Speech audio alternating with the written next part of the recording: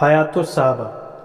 Topic: حضور صلی اللہ علیہ وسلم کا حج کے موسم میں عرب قبیلوں پر دعوت پیش فرمانا۔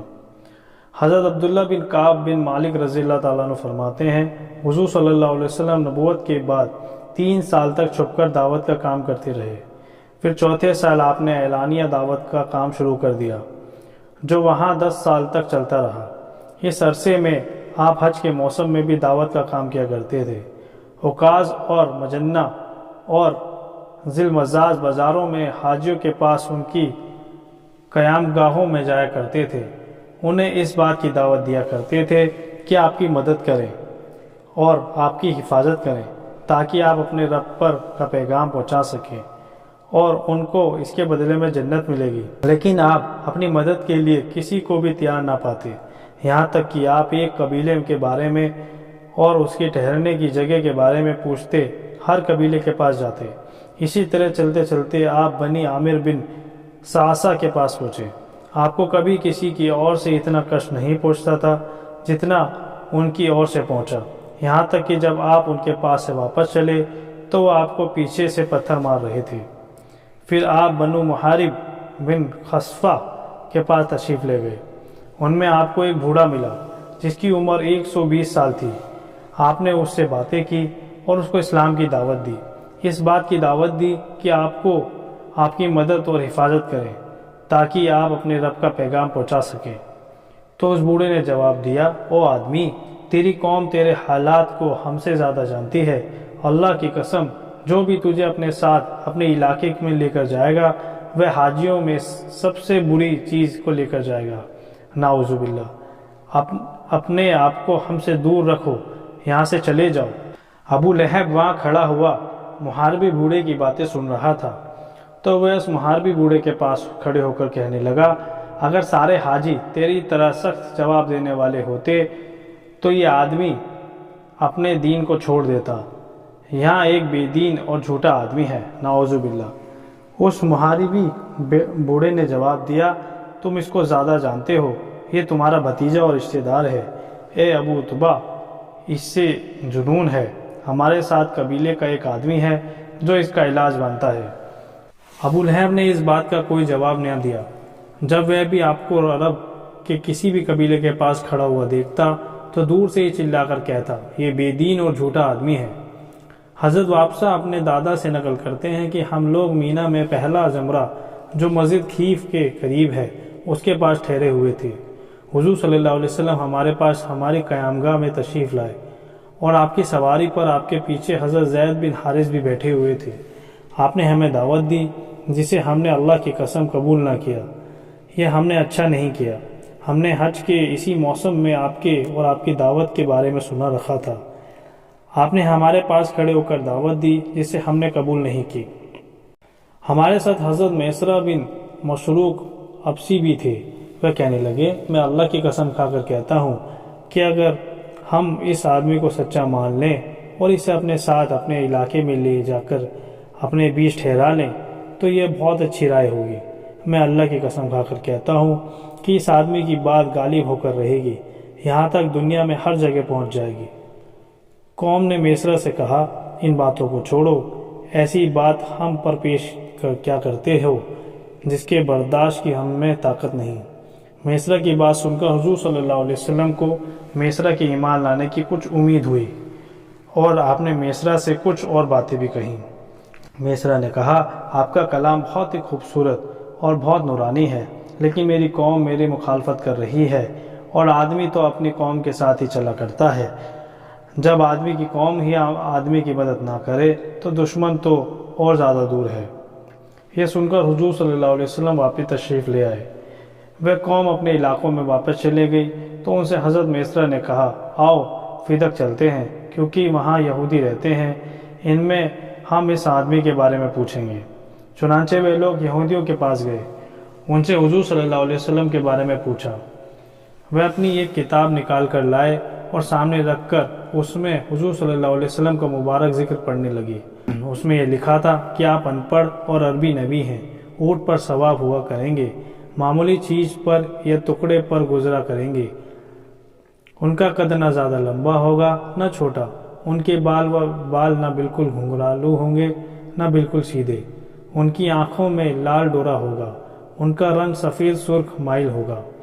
اتنا پڑھنے کے بعد یہودی نے کہا، جس آدمی نے تمہیں دعوت دی ہے اگر وہ ایسا ہی ہے تو تم اس کی دعوت قبول کر لو، اس کے دین میں داخل ہو جاؤ، کیونکہ ہم جلن کی وجہ سے ان کی پیروی نہیں کریں گے، ہماری ان سے زبردست لڑائیاں ہوں گی۔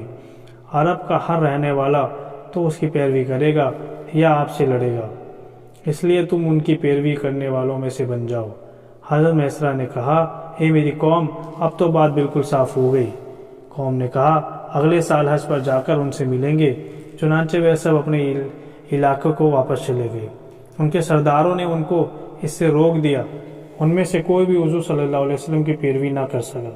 جب حضور صلی اللہ علیہ وسلم ہجرت تشریف فرما کر مدینہ تشریف لے آئے اور حجۃ الوداع میں تشریف لے گئے تو وہاں حضرت میسرہ سے ملاقات ہوئی۔ حضور صلی اللہ علیہ وسلم نے ان کو پہچان لیا تو حضرت میسرہ نے عرض کیا، اے اللہ کے رسول صلی اللہ علیہ وسلم، جس دن آپ ہمارے یہاں اونٹنی پر سوار ہو کر تشریف لائے تھے اسی دن سے میرے دل میں آپ کی پیروی کی بڑی آرزو ہے، لیکن جو ہونا تھا وہ ہو گیا۔ اس موقع پر جتنے لوگ میرے ساتھ تھے ان میں سے اکثر مر گئے۔ اے اللہ کے نبی صلی اللہ علیہ وسلم، اب وہ کہاں ہوں گے؟ حضور صلی اللہ علیہ وسلم نے فرمایا، جو بھی اسلام کے علاوہ کسی اور دین پر مرا ہے وہ اب دوزخ میں ہے۔ حضرت میسرہ نے کہا، الحمدللہ، تمام تعریفیں اس اللہ کے لیے ہیں جس نے مجھے بچا لیا۔ اور حضرت میسرہ مسلمان ہو گئے اور اچھے مسلمان بن کر زندگی گزاری، اور حضرت ابوبکر رضی اللہ تعالیٰ عنہ کے یہاں ان کا بڑا درجہ تھا۔ حضرت ابن رومان اور حضرت عبداللہ بن ابوبکر رضی اللہ تعالیٰ عنہ فرماتے ہیں، حضور صلی اللہ علیہ وسلم بازار حکاز میں قبیلہ کندہ کے پاس ان کی قیامگاہ میں تشریف لے گئے۔ آپ ان سے زیادہ نرم مزاج قبیلے کے پاس کبھی نہیں گئے تھے۔ جب آپ نے دیکھا کہ یہ لوگ نرم ہیں، بہت محبت کر رہے ہیں، تو آپ نے ان سے دعوت کی بات شروع کر دی۔ میں تمہیں ایک اللہ کی دعوت دیتا ہوں جس کا کوئی شریک نہیں، اس بات کی دعوت دیتا ہوں کہ جس طرح اپنی جانوں کی حفاظت کرتے ہو اسی طرح تم میری بھی حفاظت کرو، پھر میں اگر غالب آ گیا تو تمہیں پورا اختیار ہوگا۔ اکثر قبیلے والوں نے کہا، یہ تو بہت اچھی بات ہے، لیکن ہم انہی خداؤں کی عبادت کریں گے جن کی عبادت ہمارے باپ دادا کیا کرتے تھے۔ قوم میں سے ایک چھوٹی عمر والے نے کہا، اے میری قوم، دوسرے کے ماننے اور ساتھ لے جانے سے پہلے تم ان کی مان کر ان کو اپنے ساتھ لے جاؤ۔ اللہ کی قسم، اہل کتاب بیان کرتے ہیں کہ ایک نبی حرم میں حاضر ہوگا جس کا زمانہ قریب آ چکا ہے۔ قوم میں ایک کانا آدمی بھی تھا، اس نے کہا، چپ رہو، میری بھی سنو، اس کو تو اس کے خاندان نے نکال دیا ہے، تم اس کو پناہ دے کر پورے عرب کی لڑائی مول لینا چاہتے ہو؟ نہیں نہیں، ایسا ہرگز نہ کرو۔ یہ سن کر آپ وہاں سے غمگین ہو کر تشریف لے آئے اور وہ لوگ اپنی قوم میں واپس گئے اور ان کو اپنے سارے حالات سنائے۔ تو یہ یہودی نے ان سے کہا، تم نے بڑا سنہرا موقع برباد کر دیا، اگر تم دوسروں سے پہلے ان کی بات مان لیتے تو تم تمام عرب کے سردار بن جاتے۔ ان کی صفتوں اور حلیہ کا بیان ہماری کتاب میں موجود ہے۔ وہ یہودی کتاب میں سے حضور صلی اللہ علیہ وسلم کی صفتیں اور حلیے پڑھ کر سنانے جاتا ہے، اور حضور صلی اللہ علیہ وسلم کو دیکھ کر آئے تھے، وہ اس سارے کی تصدیق کرتے جاتے۔ یہ یہودی نے کہا، ہماری کتاب میں یہ بھی ہے کہ وہ مکہ میں ظاہر ہوں گے، وہ ہجرت کر کے یثرب مدینہ جائیں گے۔ یہ سن کر ساری قوم نے طے کیا کہ اگلے سال کے موسم میں جا کر حضور صلی اللہ علیہ وسلم سے ضرور ملیں گے، لیکن ان کے ایک سردار نے ان کو اگلے سال حج پر جانے سے روک دیا، چنانچہ ان میں سے کوئی بھی آپ سے نہ مل سکا۔ اس یہودی کا انتقال ہو گیا۔ لوگوں نے سنا کہ مرتے وقت وہ حضور صلی اللہ علیہ وسلم کی تصدیق کر رہا تھا اور ایمان ظاہر کر رہا تھا۔ حضرت عبد الرحمن عامری اپنی قوم کے کچھ بزرگوں سے نقل کرتے ہیں کہ ہم لوگ عکاظ کے بازار میں ٹھہرے ہوئے تھے، وہاں ہمارے پاس حضور صلی اللہ علیہ وسلم تشریف لائے اور آپ نے فرمایا، تم کس قبیلے سے کے لوگ ہو؟ ہم نے کہا، بنو عامر بن ساسا کے۔ آپ نے فرمایا، بنو عامر کے کون سے خاندان کے ہو؟ ہم نے کہا، بنو کعب بن ربیعہ کے۔ آپ نے فرمایا، تمہارا رعب اور دبدبہ کیسا ہے؟ ہم نے کہا، کسی کی مجال نہیں کہ کوئی ہمارے علاقے میں آ کر کسی چیز کو ہاتھ لگا سکے یا ہماری آگ پر ہاتھ تاپ سکے، یعنی ہم بہت بہادر ہیں، ہمارا کوئی مقابلہ نہیں کر سکتا۔ آپ صلی اللہ علیہ وسلم نے ان سے فرمایا، میں اللہ کا رسول ہوں، تو اگر میں تمہارے پاس جاؤں تو تم میری حفاظت کرو گے تاکہ میں اپنے رب کا پیغام پہنچا سکوں۔ میں تم میں سے کسی کو کسی بات پر مجبور نہیں کرتا ہوں۔ تو اس قبیلے والوں نے کہا، آپ قریش کے کون سے خاندان سے ہیں؟ آپ نے فرمایا، بنو عبد المطلب کے خاندان سے ہوں۔ تو انہوں نے کہا، بنو عبد مناف نے آپ کے ساتھ کیا برتاؤ کیا؟ آپ نے فرمایا، انہوں نے تو سب سے پہلے جھٹلایا اور دھتکارا۔ انہوں نے کہا، ہم آپ کو نہ دھتکاریں گے نہ آپ پر ایمان لاتے ہیں، البتہ آپ کو اپنے علاقے میں لے جائیں گے، آپ کی ہر طرح حفاظت کریں گے تاکہ آپ اپنے رب کا پیغام پہنچا سکیں۔ چنانچہ آپ ان کے ساتھ جانے کے ارادے سے سواری سے اتر کر ان کے پاس بیٹھ گئے۔ وہ لوگ بازار کریا کل کرنے لگے۔ اتنے میں ان کے پاس بحیرہ بن فراس قریشی آیا۔ ان سے پوچھا، یہ مجھے تمہارے پاس کون نظر آ رہا ہے جس سے میں پہچانتا نہیں ہوں؟ انہوں نے کہا، یہ محمد بن عبداللہ قریشی ہیں۔ اس نے کہا، تمہارا ان سے کیا تعلق ہے؟ وہ کہنے لگے، انہوں نے ہمارے پاس آ کر یہ کہا کہ وہ اللہ کے رسول ہیں، ہم سے اس بات کی مانگ کی کہ ہم ان کو اپنے علاقے میں لے جائیں، ان کی ہر طرح کی حفاظت کریں تاکہ وہ اپنے رب کا پیغام پہنچا سکیں۔ اس نے کہا، تم نے ان کو کیا جواب دیا؟ انہوں نے کہا، ہم نے ان کا سواگت کیا، یہاں یہ کہا کہ ہم آپ کو اپنے علاقے میں لے جائیں گے، اپنی جانوں کی طرح آپ کی حفاظت کریں گے۔ مہرا بولا، جہاں تک میرا خیال ہے اس بازار والوں میں سے تم سب سے زیادہ بری چیز لے کے جا رہے ہو۔ تم ایسے کام کرنے لگے ہو جس کی وجہ سے تمام لوگ تمہارے دشمن مر کر تمہارا بائیکاٹ کر دیں گے، سارے عرب مل کر تم سے لڑیں گے۔ اس کی قوم اس کو اچھی طرح جانتی ہے، اگر ان لوگوں کو ان میں سے کوئی بھلائی نظر آتی تو ان کا ساتھ دینے میں اپنا بڑا سوبھاگیہ سمجھتے۔ یہ اپنی قوم کا ایک کم عقل آدمی ہے، نعوذ باللہ، اور اسے اس کی قوم نے دھتکار دیا ہے، جھٹلایا ہے، اور تم اسے ٹھکانہ دیتے ہو اور اس کی مدد کرنا چاہتے ہو، تم بالکل غلط فیصلہ کر رہے ہو۔ پھر اس نے رسول اللہ صلی اللہ علیہ وسلم کی اور مڑ کر کہا، اٹھو اور اپنی قوم کے پاس چلے جاؤ، اللہ کی قسم اگر تم میری قوم میں سے نہ ہوتے تو میں تمہاری گردن اڑا دیتا۔ چنانچہ حضور صلی اللہ علیہ وسلم اٹھے اور اپنی اونٹنی پر سوار ہو گئے۔ خبیث بحیرہ نے حضور صلی اللہ علیہ وسلم کی اونٹنی کی کوکھ میں لکڑی سے زور سے چونکا دیا، جس سے آپ کی اونٹنی بدک گئی، آپ اونٹنی سے نیچے گر گئے۔ اس دن حضرت زبعہ بنت عامر بن کرتے رضی اللہ تعالیٰ عنہ اپنے چچیرے بھائیوں سے ملنے کے لیے اس قبیلے بنو عامر میں آئی ہوئی تھی، اور وہ ان عورتوں میں سے تھیں جو مسلمان ہو کر مکہ میں حضور صلی اللہ علیہ وسلم کا ساتھ دیا کرتی تھی۔ وہ یہ منظر دیکھ کر بے تاب ہو کر بول اٹھی، اے عامر کی اولاد، آج تم میں سے کوئی بھی عامر کی طرح مدد کرنے والا نہیں رہا، آج سے میرا قبیلہ عامر سے کوئی تعلق نہیں۔ کیا تمہارے سامنے اللہ کے رسول کے ساتھ یہ برا سلوک کیا جا رہا ہے؟ تم میں سے کوئی بھی ان کی مدد کے لیے کھڑا نہیں ہوتا۔ چنانچہ ان کے 3 چچیرے بھائی بحیرہ کی اور لبکے اور 2 آدمی بحیرہ کی مدد کے لیے اٹھے۔ ان تینوں بھائیوں میں سے ہر ایک کو پکڑ کر زمین میں گرا لیا اور ان کے سینوں پر بیٹھ کے ان کے چہروں پر بہت تھپڑ مارے۔ اس پر حضور صلی اللہ علیہ وسلم نے فرمایا، اے اللہ، ان تینوں بھائیوں پر برکت نازل فرما، ان تینوں پر لعنت کر۔ روایت کرنے والے کہتے ہیں کہ حضور صلی اللہ علیہ وسلم کی مدد کرنے والے 3 بھائیوں مسلمان ہوئے، انہوں نے شہادت کا درجہ پایا، باقی تینوں جلت کی موت مرے۔ جن 2 آدمیوں نے بحیرہ بن فراس کی مدد کی، ان میں سے ایک کا نام حزن بن عبداللہ اور دوسرے کا نام معاویہ بن عبادہ ہے، اور جن تینوں بھائیوں نے حضور صلی اللہ علیہ وسلم کی مدد کی وہ گتریب بن سہل، غطفان بن سہل، عروہ بن عبداللہ ہیں۔ حضرت زہری بیان کرتے ہیں کہ حضور صلی اللہ علیہ وسلم عامر بن سعصہ کے پاس تشریف لے گئے، ان کو اللہ کی دعوت دی، اپنے آپ کو ان پر پیش کیا کہ وہ آپ کی مدد کریں۔ ان میں سے ایک بحیرہ بن فراس نامی آدمی نے کہا کہ اگر میں قریش کے اس نوجوان کا دامن پکڑ لوں تو میں اس کے ذریعے سارے عرب کو ختم کر سکتا ہوں۔ پھر اس نے حضور صلی اللہ علیہ وسلم سے کہا، آپ یہ بتائیں کہ اگر آپ کے کام میں ہم آپ کا ساتھ دیں، پھر اللہ آپ کو آپ کے مخالفوں پر غالب کر دے، تو کیا آپ کے بعد حکومت ہمیں مل جائے گی؟ حضور صلی اللہ علیہ وسلم نے فرمایا، اس کا اختیار تو اللہ کو ہے، وہ جسے چاہے دے۔ اس نے کہا، واہ واہ، آپ کو بچانے کے لیے عربوں کے سامنے ہم اپنے سینے کر دیں، جب اللہ آپ کو غالب کر دے تو حکومت دوسروں کو مل جائے، ہمیں آپ کے کام کی کوئی ضرورت نہیں۔ یہ کہہ کر ان سب نے حضور صلی اللہ علیہ وسلم کو انکار کر دیا۔ جب حاجی لوگ واپس جانے لگے تو بنو عامر بھی اپنے علاقے کو واپس گئے۔ وہاں ایک بڑے میاں تھے جن کی بہت زیادہ عمر تھی، جو ان کے ساتھ حج کا سفر نہیں کر سکتے تھے۔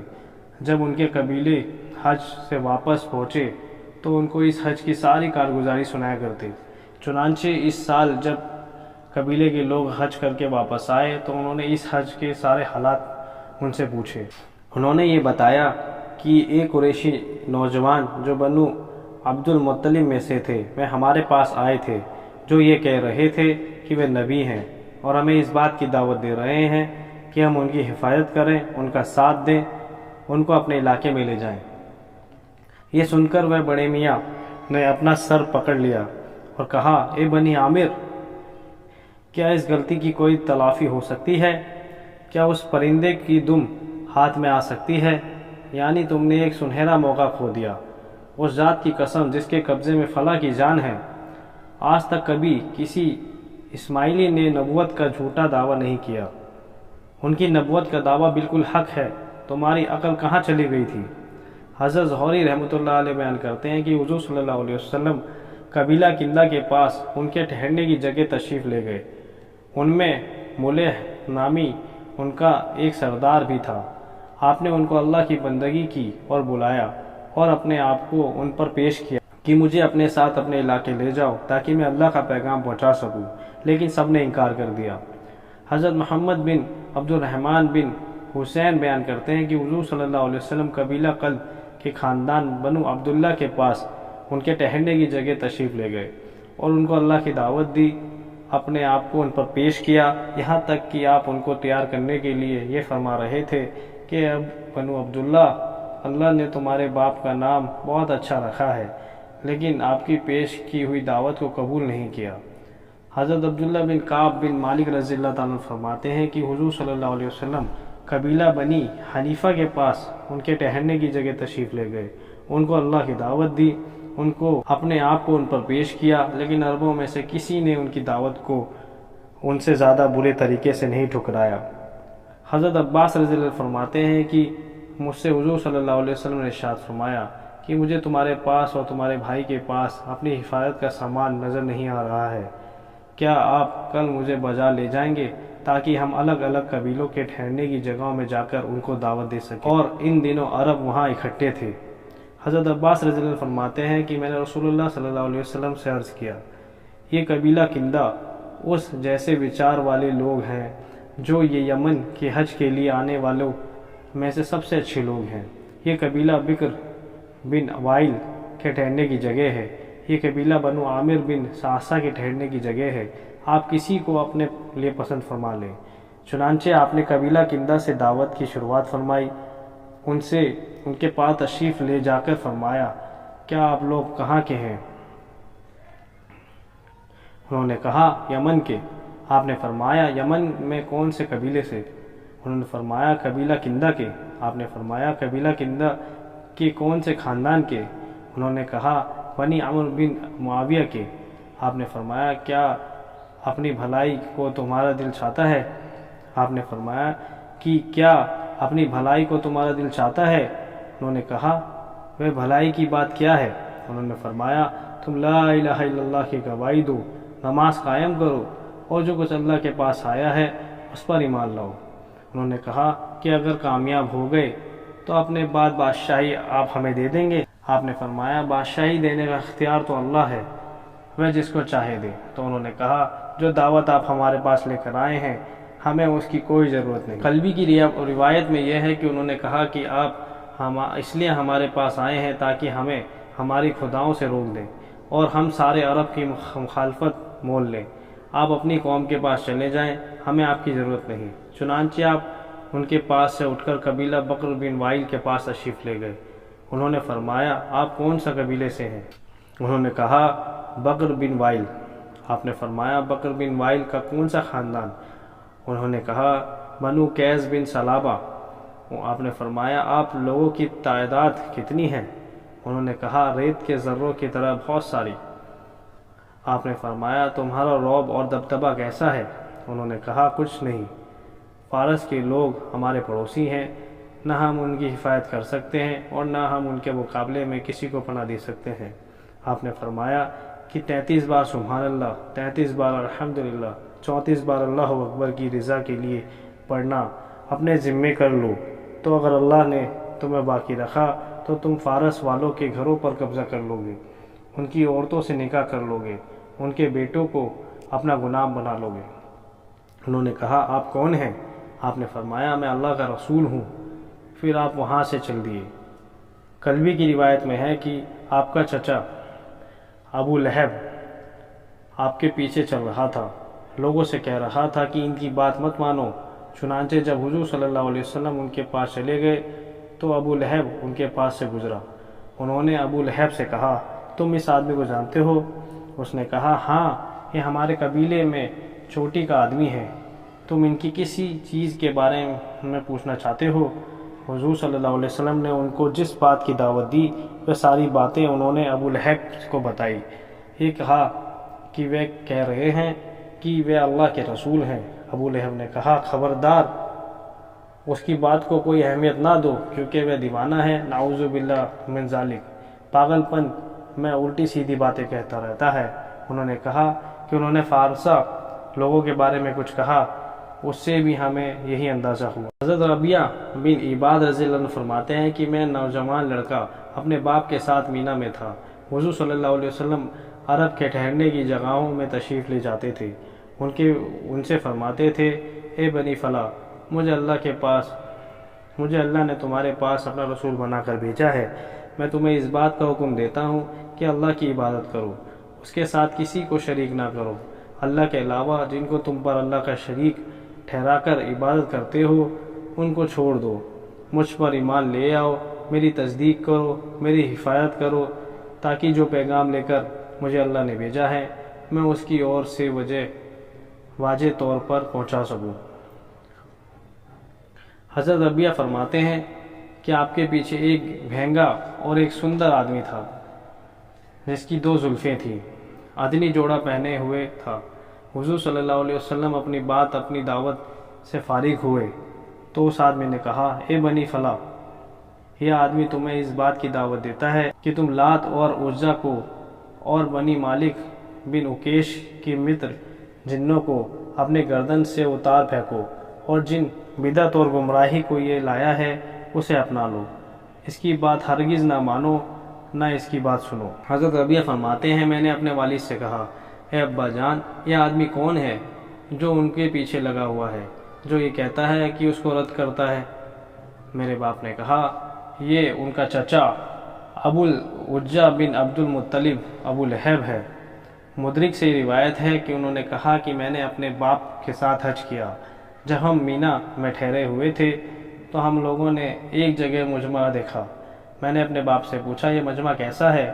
انہوں نے کہا یہ ایک بے دین آدمی ہے، نعوذ باللہ من ذالک، جس کی وجہ سے لوگ جمع ہیں۔ میں نے وہاں دیکھا کہ حضور صلی اللہ علیہ وسلم لوگوں سے یہ فرما رہے تھے اے لوگو لا الہ الا اللہ پڑھ لو، کامیاب ہو جاؤ گے۔ حضرت حارث بن حارث غامدی رضی اللہ عنہ فرماتے ہیں ہم مینا میں ٹھہرے ہوئے تھے، میں نے اپنے والد سے پوچھا یہ مجمع کیسا ہے؟ انہوں نے کہا یہ سب بے دین آدمی کی وجہ سے جمع ہے۔ فرماتے ہیں میں گردن اونچی کر کے دیکھا تو نظر آیا کہ حضور صلی اللہ علیہ وسلم لوگوں کو اللہ کے ایک ہونے کی دعوت دے رہے ہیں اور لوگ آپ کی بات کا انکار کر رہے ہیں۔ حضرت عثمان بن ثابت رضی اللہ عنہ فرماتے ہیں کہ میں حج کرنے گیا، وہاں حضور صلی اللہ علیہ وسلم لوگوں کو اسلام کی دعوت دے رہے تھے، آپ کے صحابہ کو طرح طرح کی تکلیف دی جا رہی تھی، چنانچہ میں حضرت عمر کے پاس آ کر کھڑا ہوا۔ اس وقت تک حضرت عمر مسلمان نہیں ہوئے تھے، وہ بنی عمرو بن معمل کی ایک لونڈی کو تکلیفیں پہنچا رہے تھے۔ پھر حضرت عمر جنیرہ کے پاس آ کر رکے اور ان کو بھی طرح طرح کی تکلیفیں دینے لگے۔ حضرت علی بن ابی طالب رضی اللہ عنہ فرماتے ہیں کہ جب اللہ نے اپنے نبی کریم صلی اللہ علیہ وسلم کو اس بات کا حکم دیا کہ آپ اپنے آپ کو عرب قبیلوں پر پیش کریں تو آپ مینا تشریف لے گئے اور میں اور حضرت ابو بکر آپ کے ساتھ تھے۔ ہم عرب کی مجلسوں میں سے ایک مجلس میں پہنچے تو حضرت ابو بکر رضی اللہ عنہ نے آگے بڑھ کر سلام کیا۔ حضرت ابو بکر ہر دم پیش قدمی کرنے لگے تھے، وہ عرب کے نسب کو خوب اچھی طرح جانتے تھے۔ تو انہوں نے کہا تم کس قوم کے لوگ ہو؟ انہوں نے کہا ربیہ کے۔ حضرت ابو بکر رضی اللہ عنہ نے کہا تم ربیہ کی کون سے خاندان سے ہو؟ اس کے بعد بنو نعیم نے بہت لمبی حدیث ذکر کی جس میں یہ بھی آتا ہے کہ حضرت علی رضی اللہ عنہ فرماتے ہیں کہ پھر ہم ایک باوقار مجلس میں پہنچے جس میں بہت سے بلند مرتبہ اور عزت دار بزرگ بیٹھے ہوئے تھے۔ چنانچہ حضرت ابو بکر رضی اللہ عنہ نے آگے بڑھ کر سلام کیا۔ حضرت علی نے فرمایا کہ حضرت ابو بکر ہر دم پیش قدمی کرنے والے تھے۔ تو ان کے حضرت ابو بکر نے کہا تم کس قوم کے لوگ ہو؟ انہوں نے کہا ہم بنو شوبان بن ثعلبہ ہیں۔ حضرت ابو بکر نے حضور صلی اللہ علیہ وسلم کی اور متوجہ ہو کر کہا میرے ماں باپ آپ پر قربان ہو، ان کی قوم میں سے ان میں سب سے زیادہ عزت دار کوئی نہیں۔ اس وقت اس قوم میں مفروق بن عمرو اور حانی بن قبیصہ اور مسنہ بن حارث اور نعمان بن شریک موجود تھے۔ ان میں حضرت ابو بکر رضی اللہ عنہ کے سب سے زیادہ قریب مفروق بن عمرو تھے۔ مفروق بیان اور بات چیت میں اپنی قوم پر چھائے ہوئے تھے اور ان کی 2 زلفیں تھیں جو ان کے سینوں پر پڑی ہوئی تھیں۔ چنانچہ یہ مجلس میں حضرت ابو بکر سے زیادہ قریب تھے، اس لیے حضرت ابو بکر نے ان سے پوچھا تمہارے قبیلے کی تعداد کتنی ہے؟ انہوں نے کہا ہم 10,000 سے زیادہ ہیں، 1,000 کم ہونے کی وجہ سے ہار کا منہ نہیں دیکھ سکتے۔ حضرت ابو بکر نے پوچھا تمہارے یہاں حفاظت کی کیا شکل ہے؟ انہوں نے کہا ہمارا کام تو کوشش کرنا ہے، باقی ہر قوم کی اپنی اپنی قسمت ہے۔ حضرت ابو بکر رضی اللہ عنہ نے پوچھا تمہارے اور ہمارے دشمن کے درمیان لڑائی کا کیا حال ہے؟ مفروق نے کہا جب ہم لڑتے ہیں تو ہم بہت زیادہ غصے میں ہوتے ہیں اور جب ہم غصہ میں آ جاتے ہیں تو ہم بہت سخت قسم کی لڑائی لڑتے ہیں۔ ہم اچھے گھوڑوں کی اولاد پر اور ہتھیاروں کو دودھ دینے والے جانوروں پر ترجیح دیتے ہیں، یعنی لڑائی کا سامان ہمیں سب سے زیادہ پیارا ہے اور مدد تو اللہ کی ہے، اور کبھی اللہ ہمیں غالب کر دیتا ہے اور کبھی دوسروں کو۔ شاید آپ قریش قبیلے کے ہیں۔ حضرت ابو بکر رضی اللہ عنہ نے کہا اگر تمہیں یہ خبر پہنچی ہے تو قریش میں اللہ کے رسول ہیں، یہ بھی ہے تو یہ بھی ہے۔ مفروق نے کہا ہاں ہمیں یہ خبر پہنچی ہے کہ قریش میں ایک آدمی کہتا ہے کہ وہ اللہ کا رسول ہے۔ پھر مفروق نے حضور صلی اللہ علیہ وسلم کی متوجہ ہو کر کہا آپ کس چیز کی دعوت دیتے ہیں؟ حضور صلی اللہ علیہ وسلم آگے بڑھ کر بیٹھ گئے اور حضرت ابو بکر کھڑے ہو کر حضور صلی اللہ علیہ وسلم پر اپنے کپڑے سے سایہ کرنے لگے۔ آپ صلی اللہ علیہ وسلم نے فرمایا میں تمہیں اس بات کی دعوت دیتا ہوں کہ تم اس بات کی گواہی دو کہ اللہ کے سوا کوئی معبود نہیں، میں اللہ کا رسول ہوں، اس کی دعوت دیتا ہوں، مجھے اپنے یہاں رہنے کی جگہ دو، میری ہر طرح سے حفاظت کرو، میری مدد کرو تاکہ میں اللہ کے حکم کو پہنچا سکوں، کیونکہ قبیلہ قریش کے لوگ اللہ کے دین کے خلاف ایک دوسرے کی مدد کر رہے ہیں اور اللہ کے رسول کو جھٹلا رہے ہیں اور باطل میں لگ رہے ہیں۔ انہوں نے حق کو بالکل چھوڑ دیا ہے، اللہ سے بے نیاز ہو گئے ہیں، حالانکہ اللہ ہی ہر حال میں ساری مخلوق کے بے نیاز اور تعریف کے قابل ہے۔ مفروق نے حضور صلی اللہ علیہ وسلم سے کہا اے قریشی بھائی آپ اور کس چیز کی دعوت دیتے ہیں؟ آپ نے آیت تلاوت فرمائی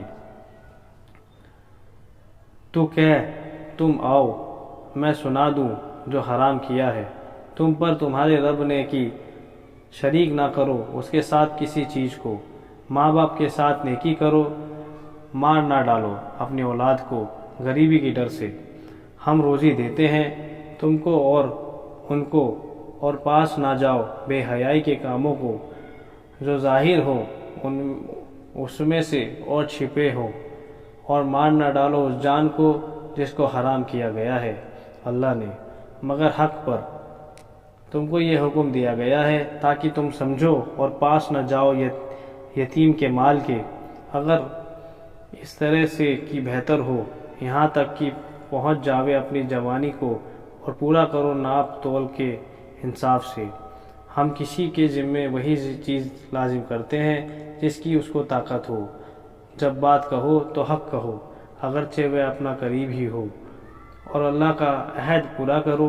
تم کو یہ حکم پورا کر دیا گیا ہے تاکہ تم نصیحت پکڑو اور حکم کیا کرو، اور یہ راہ میری سیدھی، سو اس پر چلو، تم چلو راستوں پر کہ تم کو جدا نہ کر دیں گے اللہ کے راستے سے۔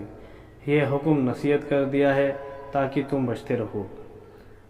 مفروق نے حضور صلی اللہ علیہ وسلم سے کہا، اے قریشی بھائی، آپ اور کس چیز کی دعوت دیتے ہیں؟ اللہ کی قسم، یہ زمین والوں کا کلام نہیں ہے، اور اگر یہ زمین والوں کا کلام ہوتا تو ہم اسے ضرور پہچان لیتے۔ پھر حضور صلی اللہ علیہ وسلم نے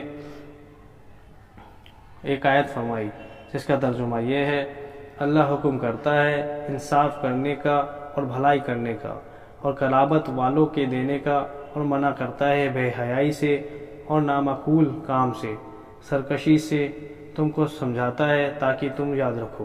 مفروق نے کہا، اے قریشی، اللہ کی قسم، تم نے بڑے ہی اچھے اخلاق اور اچھے عمل کی دعوت دی۔ جس قوم نے آپ کو جھٹلایا، آپ کے خلاف ایک دوسرے کی مدد کی، انہوں نے جھوٹ بولا۔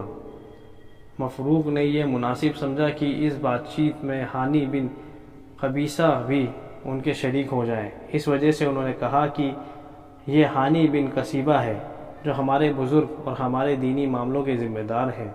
حانی نے حضور صلی اللہ علیہ وسلم سے کہا، اے قریشی بھائی، میں نے آپ کی بات سنی ہے اور آپ کی بات میں سچا مانتا ہوں۔ میرا یہ خیال ہے کہ آپ کے ہمارے ساتھ پہلی بیٹھک ہے، ان سے پہلے کبھی ملاقات نہیں ہوئی، آگے بھی کوئی خبر نہیں۔ ہم نے ابھی تک آپ کے معاملے میں غور نہیں کیا، آپ کی دعوت کے انجام کے بارے میں سوچا ہی نہیں۔ ابھی سے ہم اپنے دین کو چھوڑ کر آپ کے دین کو اختیار کر لیں تو اس فیصلے میں غلطی بھی ممکن ہو سکتی ہے۔ یہ کم عقل ہونے اور انجام کے غور نہ کرنے کی نشانی ہے۔ جلدی کے فیصلے میں غلطی ہو جایا کرتی ہے۔ دوسری بات یہ ہے کہ ہماری پیچھے بڑا خاندان ہے جن کو بغیر ہم کوئی سمجھوتا کرنا پسند نہیں کرتے۔ فی الحال آپ بھی واپس تشریف لے جائیں، ہم بھی واپس لے جاتے ہیں۔ اگر آپ بھی غور کریں اور ہم بھی غور کرتے ہیں۔ اور حانی نے یہ بات بھی مناسب سمجھی کہ اس بات چیت میں مثنیٰ بن حارث بھی شریک ہو جائیں۔ چنانچہ انہوں نے کہا کہ مثنیٰ بن حارث ہمارے بزرگ اور ہماری لڑائی کے معاملوں کے ذمہ دار ہیں۔ اس پر مثنیٰ نے حضور صلی اللہ علیہ وسلم سے کہا، میں نے آپ کی بات چیت سنی ہے قریش بھائی، مجھے آپ کی بات اچھی لگی، آپ کا کلام مجھے پسند آیا۔ میری طرف سے بھی وہی جواب ہے اور جو حانی بن قبیصہ نے دیا تھا۔ ہم دونوں ملکوں کی سرحدوں کے بیچ میں رہتے ہیں، یہ یمامہ اور دوسرا سماوا ہے۔ تو اس میں حضور صلی اللہ علیہ وسلم نے فرمایا، وہ کون سے دو ملکوں کی سرحدیں ہیں؟ مثنیٰ نے کہا، ایک اور تو عرب دیش کے سرزمین اور اونچے ٹیلوں اور پہاڑ ہیں، دوسری اور فارس کی سرزمین اور کسرا کی نہریں، اور ہمیں وہاں رہنے کی اجازت اس شرط پر دی ہے کہ ہم وہاں کوئی نئی چیز نہ چلائیں، نہ کسی کی تحریک چلانے والے کو وہاں رہنے دیں۔ بہت ممکن ہے کہ آپ جس چیز کی دعوت دے رہے ہیں وہ بادشاہوں کو ناپسند ہے۔ سرزمین عرب کے آس پاس کے علاقے کا دستور ہے یہ کہ خطاوار کی خطا معاف کر دی جاتی ہے اور اس کا عذر قبول کر لیا جاتا ہے۔ اس لیے اگر آپ یہ چاہتے ہیں کہ ہم آپ کو اپنے علاقے میں لے جائیں، عربوں سے ملاقاتوں میں ہم آپ کی مدد کریں، تو ہم اس کی ذمہ داری لے سکتے ہیں، لیکن فارس والوں کے مقابلے میں کوئی ذمہ داری نہیں لے سکتے۔ آپ صلی اللہ علیہ وسلم نے فرمایا، تم نے سچی بات صاف صاف کہہ دی، تو یہ تم نے برا جواب نہیں دیا، لیکن بات یہ ہے کہ اللہ کے دین کو لے کر وہیں کھڑا ہو سکتا ہے جو دین کی ہر اور سی حفاظت کرے۔ آپ صلی اللہ علیہ وسلم حضرت ابوبکر کا ہاتھ پکڑ کر کھڑے ہو گئے۔ اس کے بعد ہم اوس اور خزرج کے مجلس میں پہنچے۔ ہمارے اس مجلس سے اٹھنے سے پہلے ہی وہ حضور صلی اللہ علیہ وسلم سے اسلام پر بیعت ہو گئے۔ حضرت علی رضی اللہ عنہ نے فرمایا کہ یہ اوس و خزرج والے سچے اور بڑے صبر کرنے والے تھے۔ صاحب ہدایہ نے اس حدیث میں یہ مضمون بھی کیا ہے کہ حضور صلی اللہ علیہ وسلم کہ دین کو لے کر وہی کھڑا ہو سکتا ہے جو دین کی ہر اور سے حفاظت کرے۔ پھر آپ نے فرمایا تم مجھے ذرا یہ بتاؤ کہ تھوڑے ہی عرصے میں اللہ پاک تمہیں اس کا ملک اور مال بھی دے دے، ان کی بیٹیوں کو تمہارا بچھونا بنا دے، یعنی وہ تمہاری بیویوں اور باندیاں بن جائیں، کیا تم اس کے لیے اللہ کی تصدیق بیان کرنے کے لیے تیار ہو؟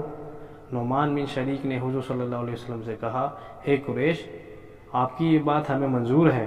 پھر آپ نے یہ آیت تلاوت فرمائی جس کا ترجمہ یہ ہے، ہم نے تم کو بھیجا بتانے والا اور خوشخبری سنانے والا اور ڈرانے والا اور بلانے والا اللہ کی طرف اس کے حکم سے اور چمکتا ہوا چراغ۔ پھر حضور صلی اللہ علیہ وسلم حضرت ابوبکر کا ہاتھ پکڑ کر کھڑے ہوئے۔ حضرت علی رضی اللہ عنہ فرماتے ہیں، اس کے بعد حضور صلی اللہ علیہ وسلم نے ہماری طرف متوجہ ہو کر فرمایا، اے علی، یہ کتنے اونچے ہیں، ان اخلاق کی وجہ سے دنیا کی زندگی میں ایک دوسرے کی حفاظت کر لیتے ہیں۔ حضرت علی رضی اللہ عنہ نے فرمایا کہ ہم اوس و خزرج کی مجلس میں پہنچے، ہمارے اٹھنے سے پہلے ہی وہ حضور صلی اللہ علیہ وسلم سے بیعت ہو گئے۔ حضرت علی فرماتے ہیں وہ اوس و خزرج بڑے سچے اور صبر کرنے والے تھے۔ عرب کے خاندانوں کے بارے میں حضرت ابوبکر رضی اللہ عنہ کی اتنی زیادہ جانکاری سے حضور صلی اللہ علیہ وسلم بہت خوش ہوئے۔ اس کے کچھ دنوں کے بعد حضور صلی اللہ علیہ وسلم نے اپنے صحابہ کے پاس آ کر فرمایا، اللہ کی بہت ہی تعریف بیان کرو، کیونکہ آج بنو ربیعہ نے فارس والوں پر کامیابی حاصل کر لی ہے، ان کے بادشاہوں کو قتل کر دیا ہے، ان کی یہ ساری مدد میری وجہ سے ہوئی ہے۔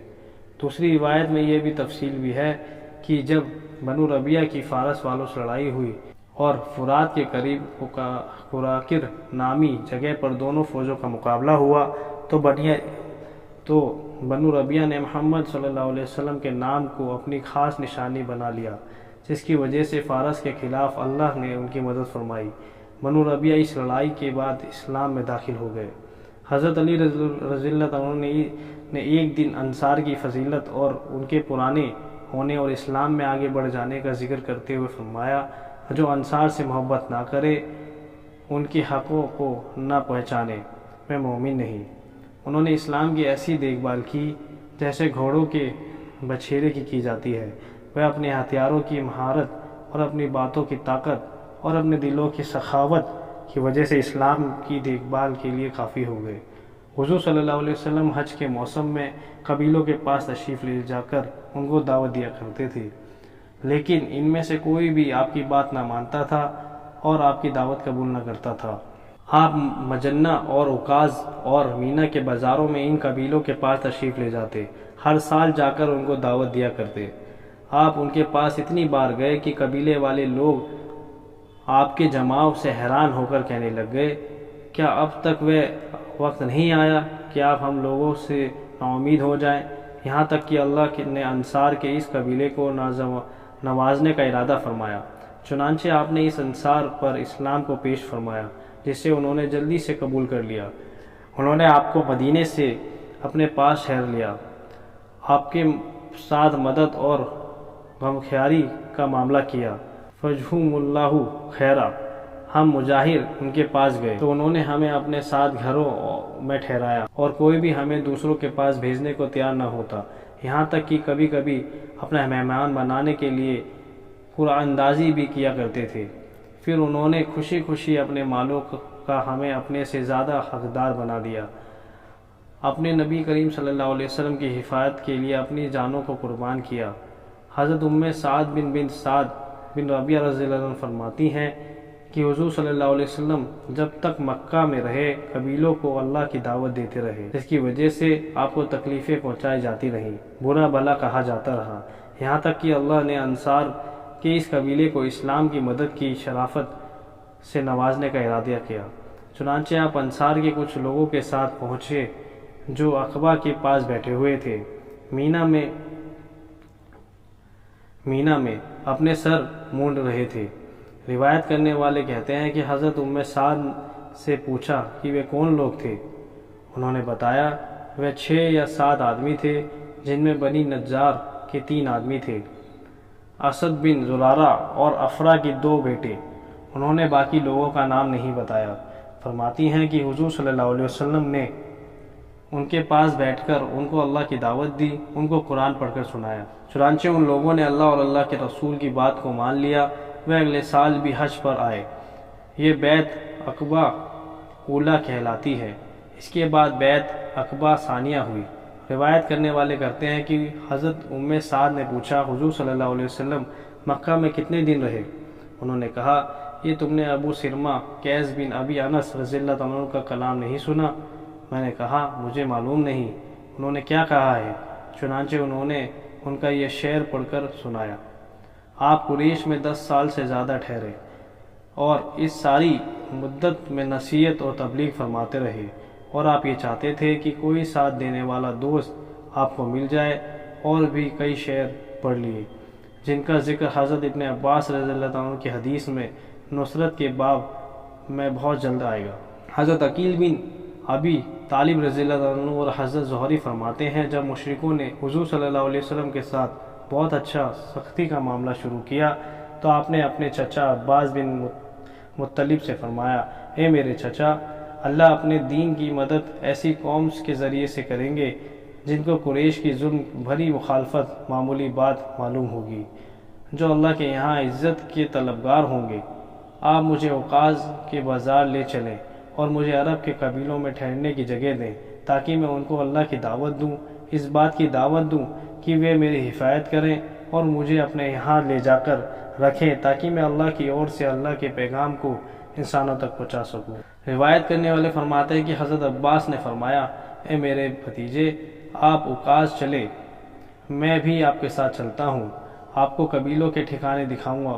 چنانچہ حضور صلی اللہ علیہ وسلم نے قبیلہ ثقیف سے شروعات کی، پھر اس سال حج میں قبیلوں کی کھوج کر کے دعوت کو دیتے رہے، اور پھر جب اگلا سال ہوا جبکہ اللہ نے آپ کو کھلم کھلا دعوت دینے کا حکم دیا تو اوس اور خزرج کے 6 آدمیوں سے آپ کی ملاقات ہوئی، جن کے نام یہ ہیں: اسد بن زرارہ، ابو الحسین بن تیحان، عبداللہ بن رواح، سعد بن ربیع، نعمان بن حارث، عبادہ بن صامت۔ حضور صلی اللہ علیہ وسلم کی ان سے ملاقات مینا کے دنوں میں جمرہ عقبہ کے پاس رات کے وقت ہوئی۔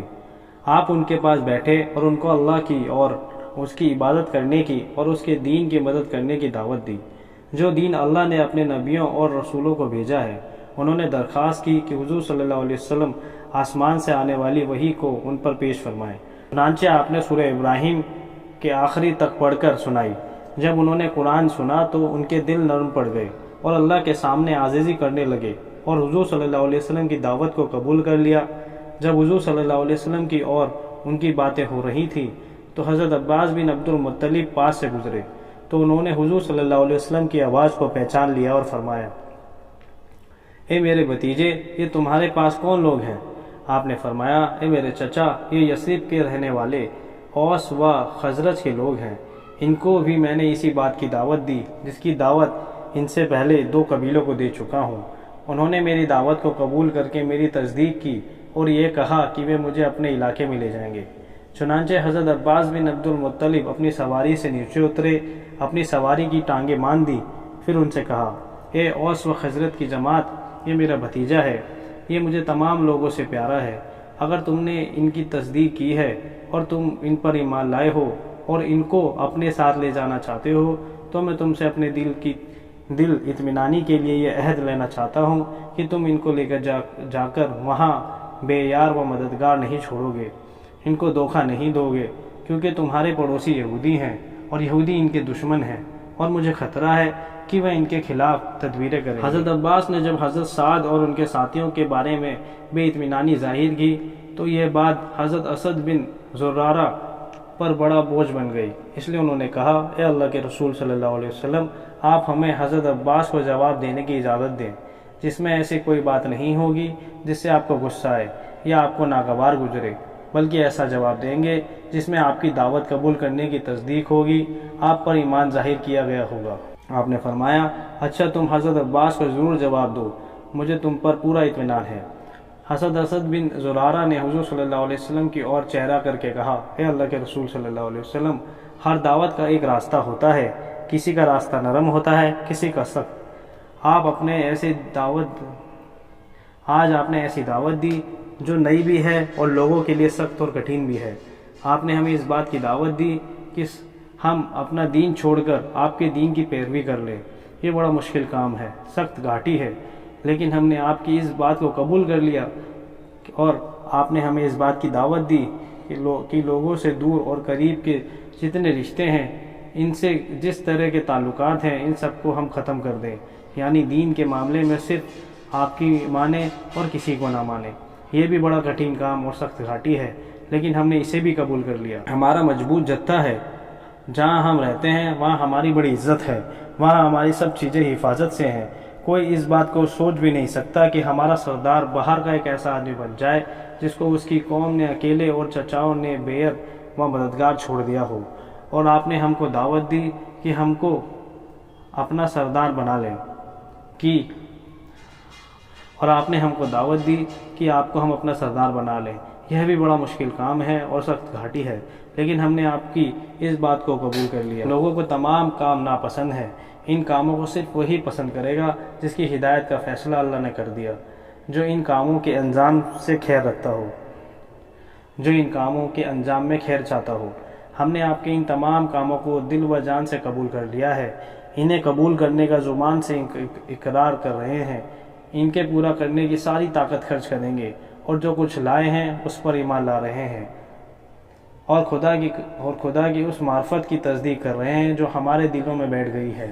ان تمام باتوں پر آپ سے بیعت ہوتے ہیں، ہم اپنے رب اور آپ کے رب سے بیعت ہوتے ہیں۔ اللہ کی مدد کا ہاتھ ہمارے ہاتھوں کے اوپر ہے، اور اپنے خون کی حفاظت کے لیے ہم اپنا خون بہا دیں گے، آپ کی جان کو بچانے کے لیے اپنی جانیں قربان کر دیں گے، ان تمام چیزوں سے آپ کی حفاظت کریں گے جن سے ہم اپنی اور اپنی بیوی بچوں کی حفاظت کرتے ہیں۔ اگر ہم اپنے اس عہد کو پورا کریں گے تو اللہ کے لیے پورا کریں گے، اگر ہم اس عہد کو خلاف ورزی کریں گے تو یہ اللہ سے غداری ہوگی، جو ہماری انتہائی بد نصیبی ہوگی۔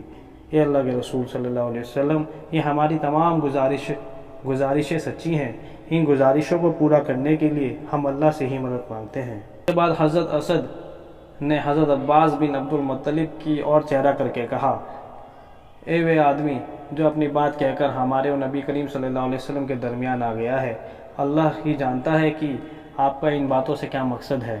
آپ نے یہ کہا کہ یہ آپ کے بھتیجے ہیں اور تمام لوگوں سے زیادہ محبوب ہیں، تو ہم نے بھی ان کی وجہ سے اپنے قریب اور دور کے تمام رشتوں سے تعلقات توڑ دیے ہیں۔